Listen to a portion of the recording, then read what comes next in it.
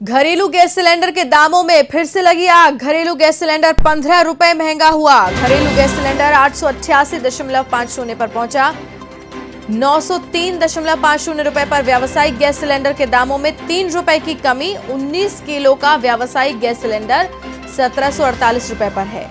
1 अक्टूबर को व्यावसायिक सिलेंडर के दाम बढ़े थे। व्यावसायिक सिलेंडर 33 रुपए महंगा हुआ था। व्यावसायिक सिलेंडर में 33 रुपए बढ़ाकर 3 रुपए की मामूली सी राहत अब दी गई है। बड़ी खबर इस वक्त की हम आपको बता रहे हैं। हर दूसरे तीसरे दिन पेट्रोल और डीजल के दाम बढ़ते हैं और कुछ दिनों में रसोई गैस और व्यावसायिक सिलेंडर के दामों भी बढ़ते रहते हैं और अब फिर से यह महंगाई की दोहरी मार उपभोक्ताओं की जेब पर पड़ती हुई दिखाई दे रही है। आज घरेलू गैस सिलेंडर में 15 रुपए की वृद्धि की है। जयपुर की अगर बात करें तो ये सिलेंडर अब 888.50 के स्थान पर 903.50 में उपलब्ध होगा। वहीं वाणिज्यिक सिलेंडर का मूल्य 2.5 रुपए घटाया गया है। उपभोक्ताओं पर फिर से महंगाई की मार। आज फिर पेट्रोल और डीजल के दामों में इजाफा। पेट्रोल के दामों में प्रति लीटर 31 पैसे का इजाफा। पेट्रोल प्रति लीटर 110.02 रुपए पर। आज डीजल के दामों में 38 पैसे का इजाफा। डीजल प्रति लीटर 100.85 रुपए पर। प्रीमियम पेट्रोल 31 पैसे महंगा होकर 113.09 पर बना हुआ है।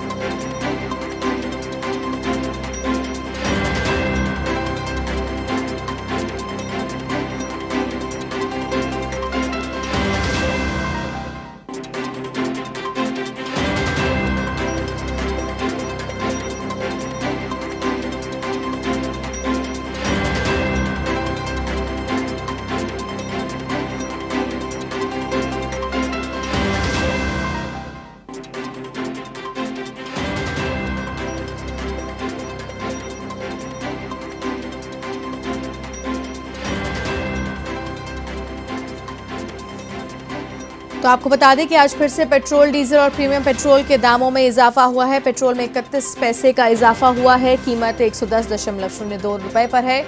तो वहीं डीजल में भी 38 पैसे का इजाफा देखा गया है। डीजल में 38 पैसे की बढ़त के साथ प्रति लीटर 100.85 रुपए पर कीमत बनी हुई है। प्रीमियम पेट्रोल में भी 31 पैसे का इजाफा हुआ है। 31 पैसे की बढ़त के साथ में 113.09 रुपए पर कीमतें बनी हुई हैं। रसोई गैस सिलेंडर भी आज महंगा हो गया है और पेट्रोल और डीजल, प्रीमियम पेट्रोल, इन सब की कीमतें भी बढ़ गई हैं। उपभोक्ताओं पर चौतरफा महंगाई की मार पड़ती हुई दिखाई दे रही है। बजट कंट्रोल से बाहर होता जा रहा है और विस्तार से इसी खबर पर जानकारी लेंगे। एवन संवाददाता बीके शर्मा फोन लाइन पर हमारे साथ जुड़ रहे हैं। बीके, कल ही हमने ये खबर दी थी कि डीजल और पेट्रोल के दामों में इजाफा हुआ है। आज फिर दिन की शुरुआत इस खबर के साथ ही साथ रसोई गैस सिलेंडर और व्यावसायिक सिलेंडर की कीमतों में भी इजाफा हुआ है। हालांकि व्यावसायिक सिलेंडर में 3 रुपए की कमी जरूर की गई है। ये सब कुछ विस्तार से हमें बताएं। भारती, एक मैं सबसे पहले ये जानकारी दे दूं कि पेट्रोलियम जो कंपनियां हैं, पहले इनकी एक मासिक समीक्षा बैठक हुआ करती थी जिसमें 1 महीने में केवल एक बार ही पेट्रोल और डीजल की कीमतें बढ़ती या घटती थी। उसमें सभी कंपनियों के प्रतिनिधि शामिल होते थे और सरकार की मंजूरी के बाद में उन कीमतों में जो भी जो समीक्षा बैठक होती थी उसमें जो डिसीजन लिया जाता था उस पर सरकार की मंजूरी ली जाती थी कि ये अभी अंतर्राष्ट्रीय बाजार में क्रूड ऑयल के दाम कम है, ज्यादा है, एलपीजी के दाम कम हुए हैं या ज्यादा हुए हैं, उनके आधार पर ही वो समीक्षा बैठक में कीमतें बढ़ाने के लिए या कम करने के लिए घरेलू बाजार में देश में इसका पूरे देश में ये तय किया जाता था कि कहां पर कितने दाम बढ़ाए और घटाए जा सकते हैं वर्तमान परिस्थितियों के अनुसार। लेकिन अब एक तो ये पैटर्न चेंज हो गया है। अब आप देखेंगे कि 1 अक्टूबर को कमर्शियल जो गैस सिलेंडर है उसके दाम बढ़ाए गए थे 33 रुपए।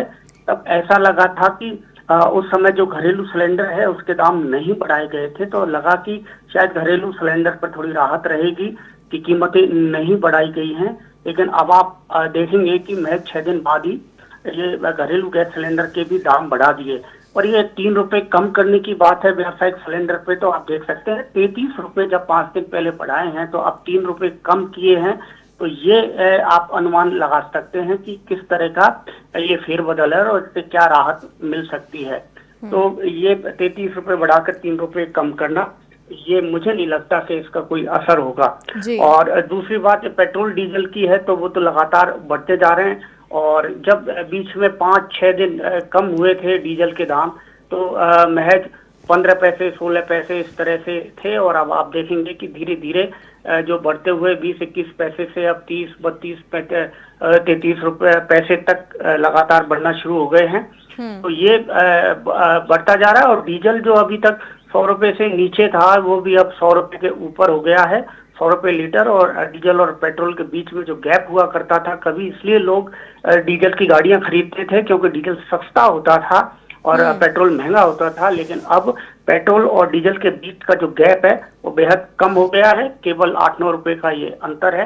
तो इसकी वजह से एक बड़े एक कारण है कि महंगाई बढ़ती जा रही है।